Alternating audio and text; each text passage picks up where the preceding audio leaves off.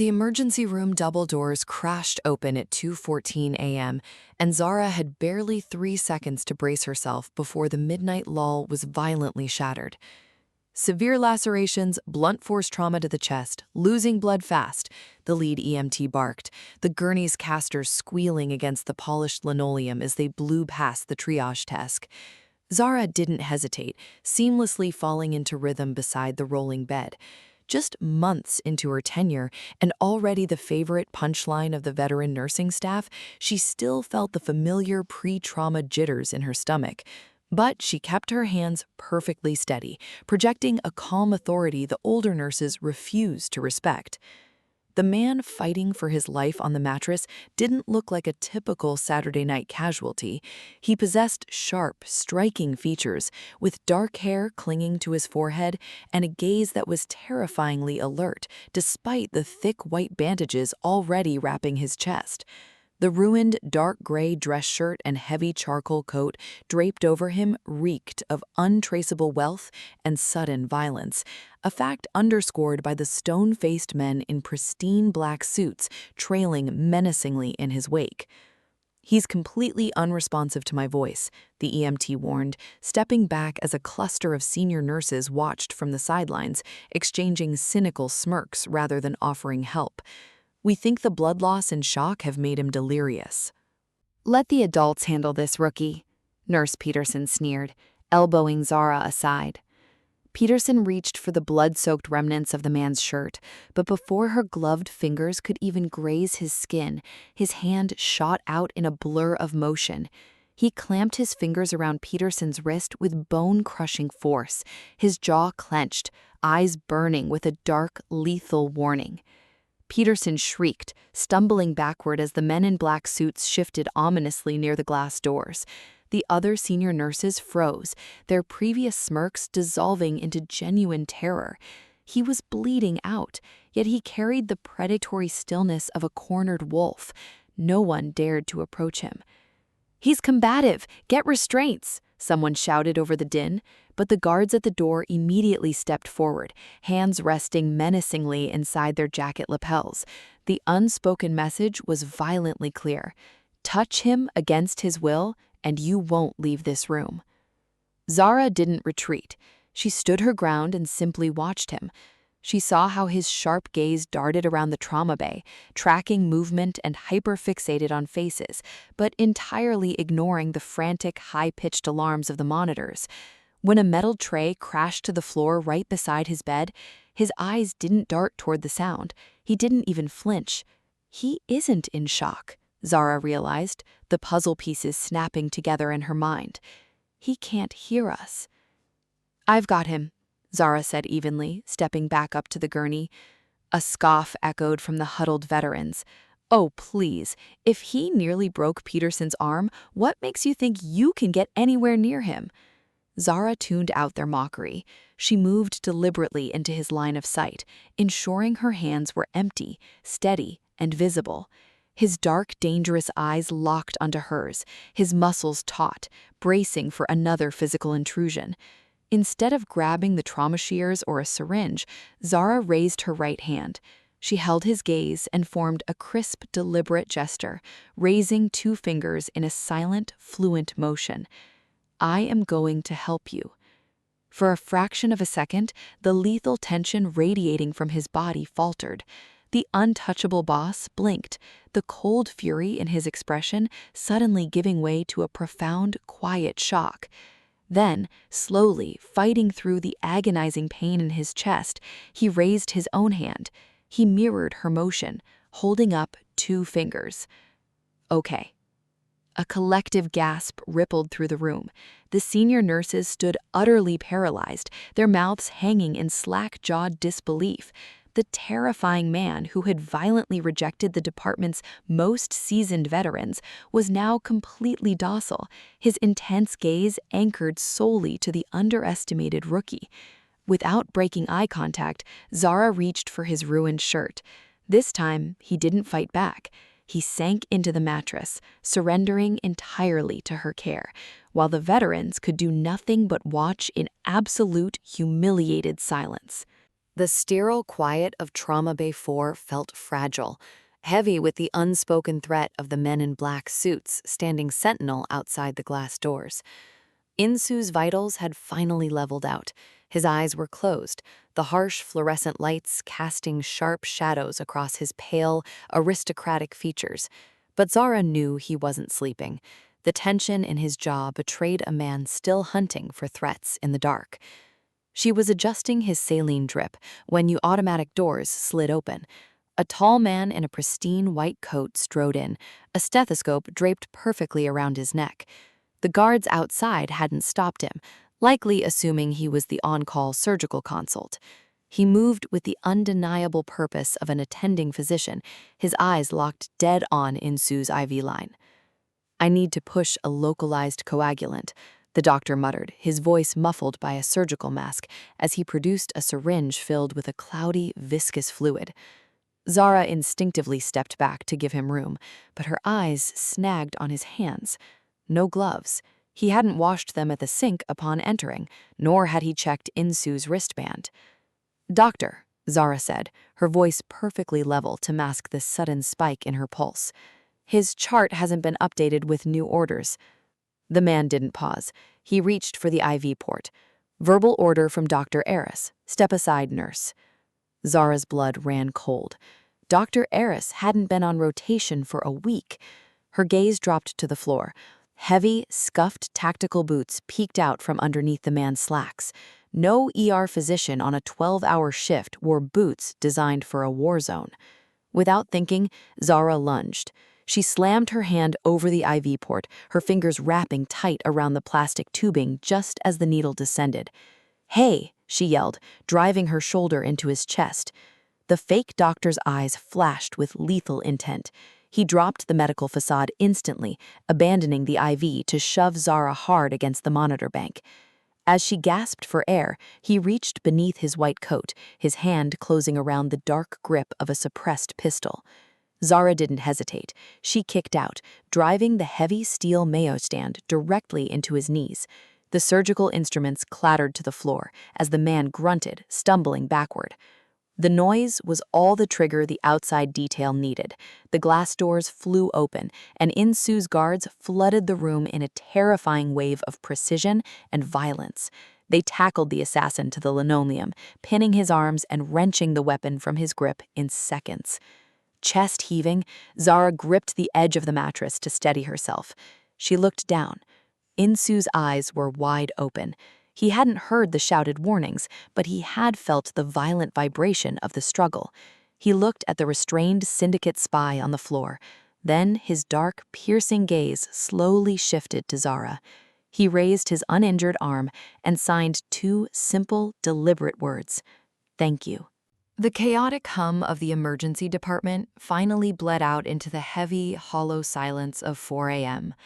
The syndicate spy had been quietly and efficiently vanished by Insu's men, leaving only two stoic guards stationed outside the glass of Trauma Bay 4. Inside, the harsh overhead fluorescence had been dimmed to a soft amber, casting long, intimate shadows across the sterile room. Zahra sat on a rolling stool beside the bed, charting his vitals on a tablet. When she glanced up, she found Insu watching her. The lethal edge from earlier had softened, replaced with a quiet, calculating curiosity. He raised his uninjured hand, his fingers moving with a fluid grace that contrasted sharply with the violence she knew he was capable of. "Where did you learn?" Zahra set her tablet aside. She lifted her hands, her movements naturally syncing to his rhythm. "My neighborhood growing up. Mrs. Gable next door was deaf. She watched me after school while my mom worked double shifts. It became my second language." Insu's eyes tracked her hands, a faint ghost of a smile touching the corners of his mouth. "You are fluent, not just textbook. You sign with an accent." Zahra let out a soft breath of a laugh. "I've been told I talk fast with my hands." She paused, letting her hands rest in her lap for a moment, before raising them again. "What about you? It can't be easy, navigating your line of work in silence." The air between them seemed to thicken. For a moment, Zahra thought she had pushed too far. But Insu simply adjusted his weight against the pillows, his gaze dropping to his own hands.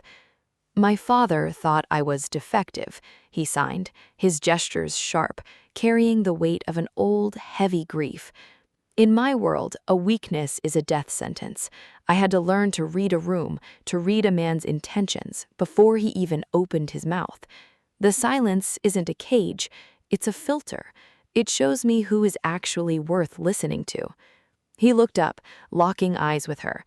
"Most people only see a broken thing, like those nurses." "They underestimate me too," Zahra confessed, her fingers moving slightly slower, vulnerable. "They expect me to fail." Insu reached out, ignoring the tug of his IV line. He didn't touch her, but his hand hovered just inches from hers, a silent tether in the quiet room.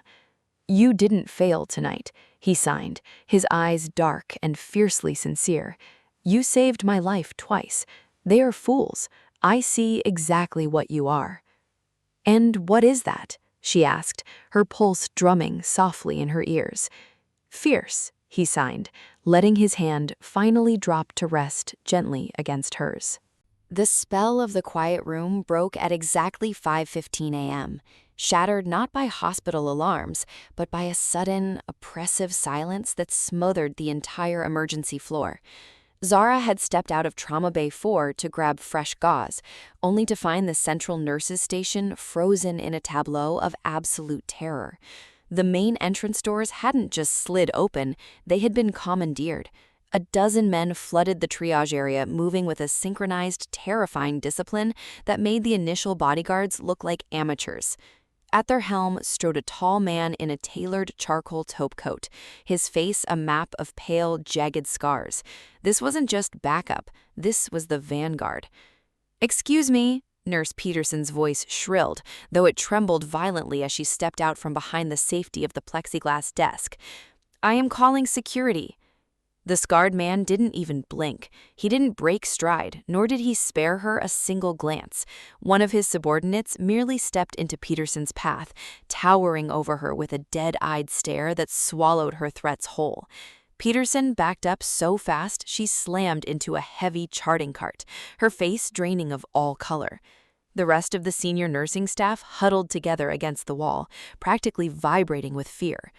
The imposing wall of men parted seamlessly as the scarred lieutenant approached Trauma Bay 4. He stopped just inches from Zahra, his cold eyes dropping to the rookie badge clipped to her scrubs.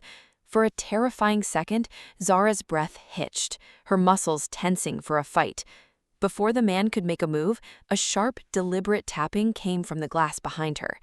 Insu was sitting up against the mattress. His face was entirely devoid of the vulnerable softness he had shared with her moments ago.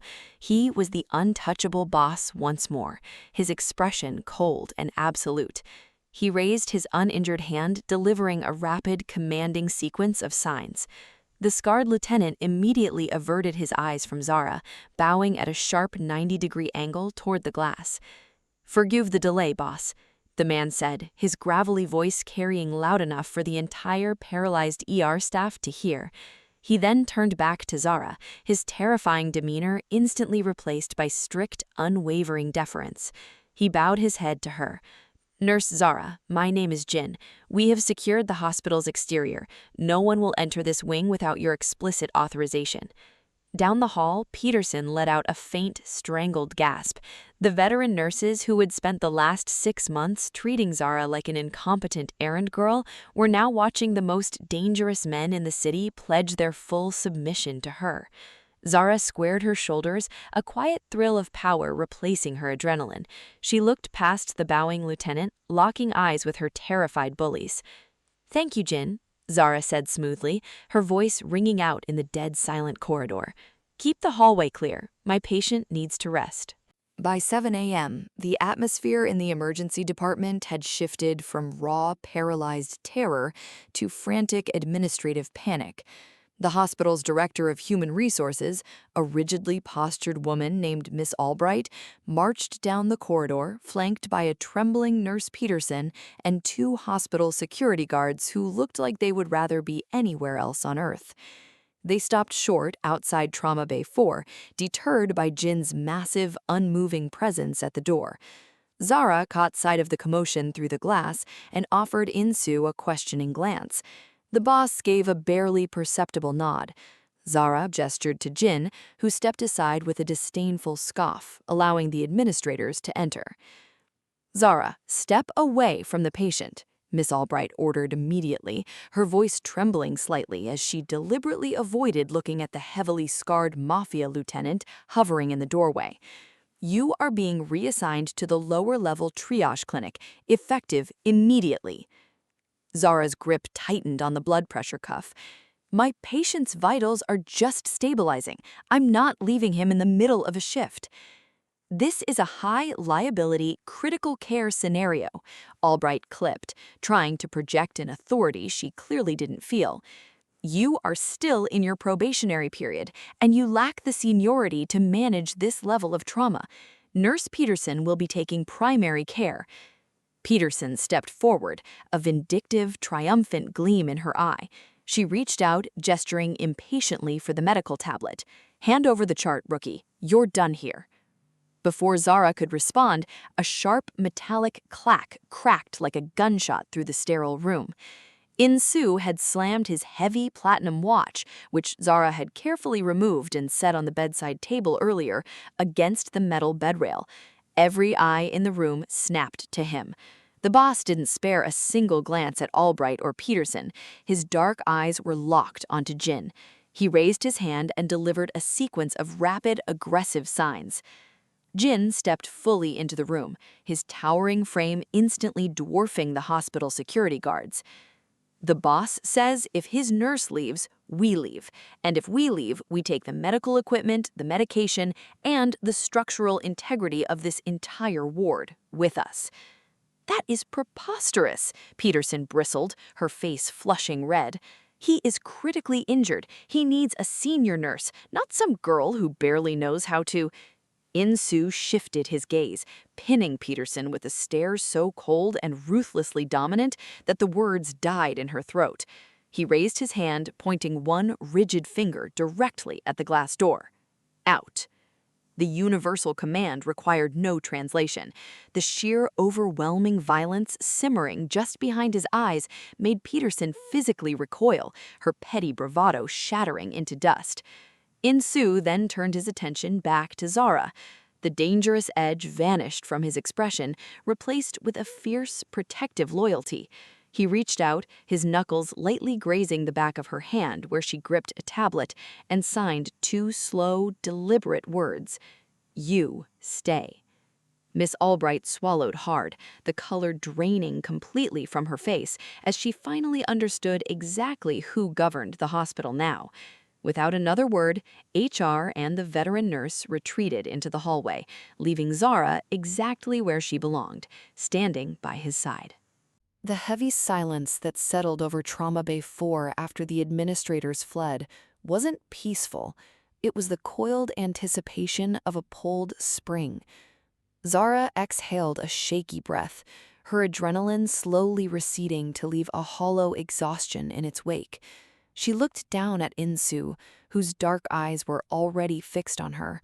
The brutal, commanding boss who had just terrified the hospital's leadership into submission was looking at her with an unwavering, profound trust. She raised her hands to sign a reassurance, but before her fingers could form the first word, the world plunged into absolute darkness.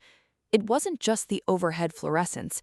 The steady, mechanical hum of the central HVAC unit died, and the rhythmic beeping of the cardiac monitors flatlined into silence.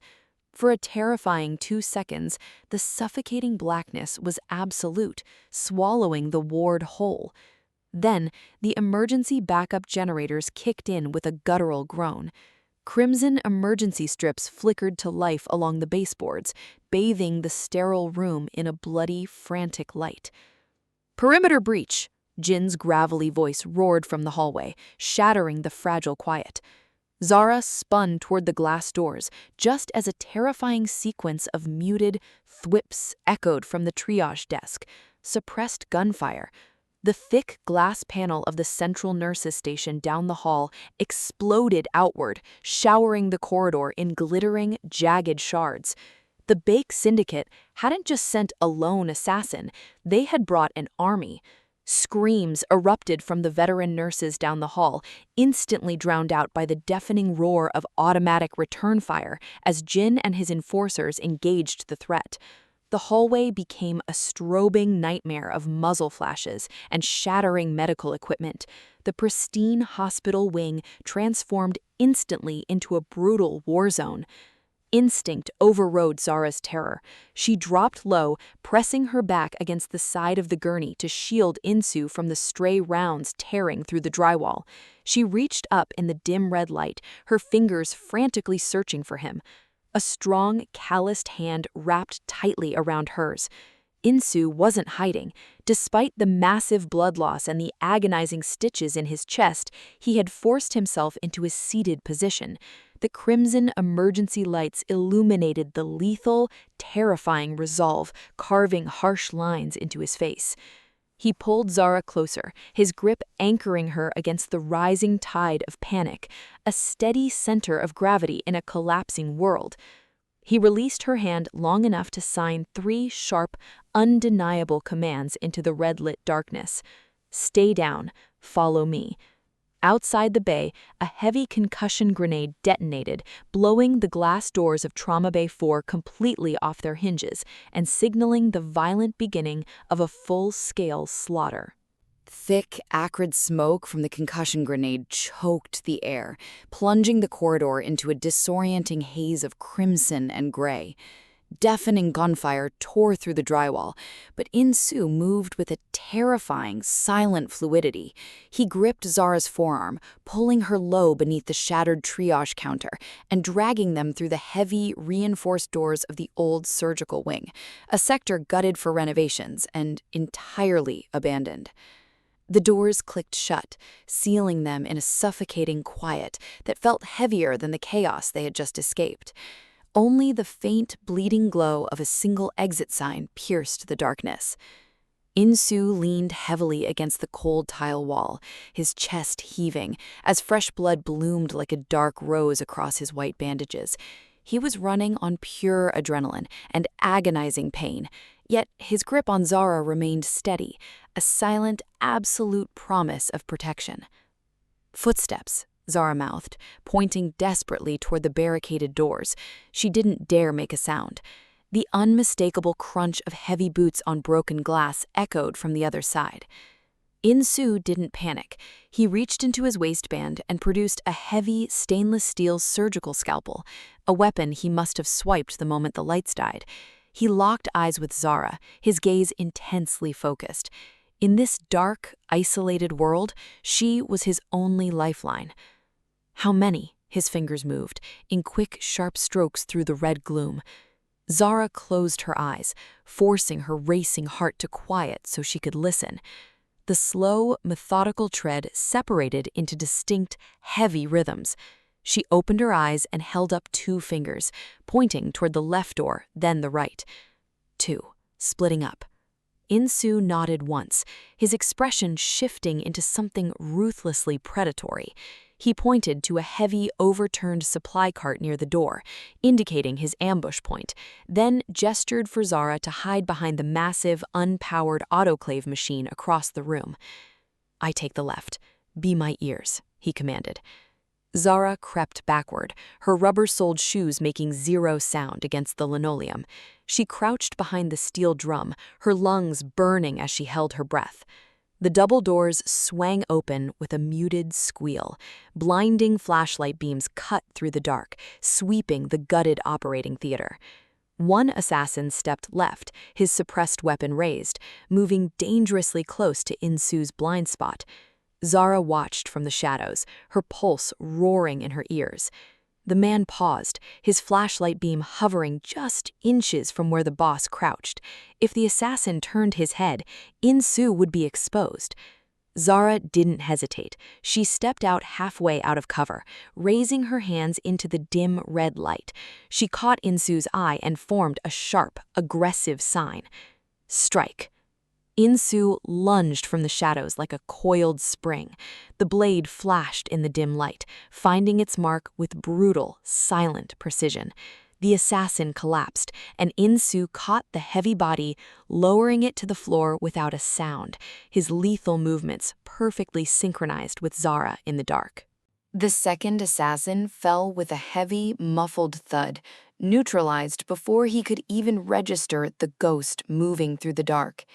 Insu wiped the steel scalpel on the man's coat, his breathing shallow and ragged, before turning his piercing gaze back to Zahra. He didn't sign anything this time. He simply offered her his uninjured hand in the dim red light. By the time Jin and the vanguard finally breached the barricaded doors of the abandoned wing 15 minutes later, they found their boss standing tall, his weight anchored entirely by the rookie nurse. The hospital outside the sterile corridor was unrecognizable. The Bake Syndicate's assault force had been completely dismantled, erased with terrifying, absolute efficiency. Insu's men were already moving with synchronized purpose, bagging shattered glass, scrubbing crimson stains from the linoleum, and quietly disappearing the bodies. The local police hadn't even been called, and the hospital's security cameras had mysteriously gone offline. This was a mess the organization cleaned in-house. Zahra supported Insu as they walked back into the flickering fluorescent lights of the main emergency department. Huddled near the ruined triage desk, surrounded by an impenetrable ring of stoic enforcers, was the hospital administration.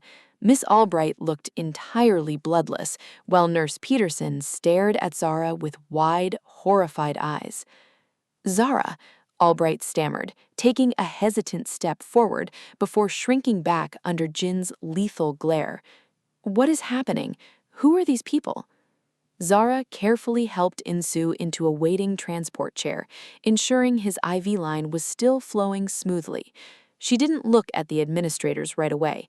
She smoothed the blanket over Insu's lap, feeling his dark, approving gaze resting solely on her. Taking a deep breath, Zahra turned to face the women who had spent the last 6 months making her life a miserable trial. She unclipped her hospital ID badge from her scrubs. "These people are my patient's private security, and since you repeatedly deemed me unfit to manage a critical care scenario, I am officially relieving myself of duty." Peterson swallowed hard, her previous arrogance completely shattered. "You can't just leave. The authorities, the internal review." Zahra dropped her plastic badge onto the cracked triage counter. It clattered loudly in the tense silence. "There is no review, Peterson. There was no incident. But if I were you, I would learn to treat the people you underestimate with a little more respect, because next time, the people you mock might not be as forgiving as I am." Insu tapped the armrest of the wheelchair, drawing Zahra's attention. He looked up at her, the cold boss entirely melting away to reveal the fierce loyalty underneath. "Ready?" he signed. Zahra smiled, taking the handles of the wheelchair. She raised one hand. "Ready." Without a backward glance at the stunned administrators, Zahra pushed the untouchable boss toward the exit, stepping out of the wreckage. The automatic doors of the emergency room parted one last time, sliding open for Insu and his newly minted personal physician. The cool pre-dawn air hit Zahra's face, washing away the sterile stench of antiseptic and the acrid ghost of gunpowder. A fleet of armored black SUVs idled at the curb, their engines purring like caged panthers. Jin stood by the open door of the lead vehicle, bowing deeply as Zahra helped Insu inside. She didn't look back at the sliding glass doors. That life, the petty disrespect, the mockery, the endless grind for an institution that refused to see her brilliance, was already dead to her. The drive was a silent blur of neon city lights fading into the secluded, heavily wooded outskirts. When the massive iron gates of Insu's private estate finally parted, Zahra let out a soft breath of awe. The compound was a fortress disguised as a modern architectural marvel of glass, dark stone, and polished timber. It was surrounded by towering walls and patrolling guards who watched the arriving convoy with hawkish vigilance. Inside, the mansion was a sanctuary of quiet, untouchable luxury. Once Insu was settled into the sprawling, minimalist master suite overlooking the private grounds, the underground medical team he had on standby attempted to swarm him. But the moment a senior private doctor stepped forward with a fresh IV line, Insu raised a single hand, stopping the man dead in his tracks. The boss looked at the doctor, then pointed a rigid finger directly at Zahra. "He is in charge," he signed, his expression daring anyone in the room to question him. Zahra caught the immediate shift in the room's atmosphere. These hardened enforcers and elite underground doctors instantly stepped back, turning their expectant eyes to her for orders. She wasn't an underestimated rookie anymore. In this dangerous, shadowed world, she was the absolute authority over the king's life. Once she had issued her directives, the room was cleared. The golden light of the morning sun began to bleed through the floor-to-ceiling windows, casting a warm glow over the quiet room. Zahra sat on the edge of the sprawling bed, checking his bandages one last time, her hands moving with gentle, practiced precision. Insu reached up, catching her hand. The violence and cold command that defined him in front of his men evaporated, leaving only the quiet, profound vulnerability he reserved exclusively for her. "You left everything," he signed slowly, his dark eyes searching hers for any lingering shadow of regret. Zahra smiled, lacing her fingers through his. She didn't need spoken words to convey the fierce, unyielding loyalty blooming in her chest. "I left nothing," she signed back with her free hand, her gestures smooth, deliberate, and fiercely certain. Insu's lips curved into a faint, genuine smile. He pulled her hand to his chest, resting it over his beating heart, a silent, permanent vow. Zahra had walked away from a world that demanded her submission, only to conquer a dangerous, fiercely loyal empire that crowned her an equal. And that is where we leave our story for today. But the drama is far from over. If you are hooked on this romance and want to see what happens in the next chapter, make sure to hit that subscribe button and turn on the bell so you never miss a twist. Before you go, please leave a like on this video to support the series, and I want to hear from you in the comments below. Where in the world are you watching from today? I love seeing how far these stories travel. Thank you so much for tuning in, and I will see you in the next episode.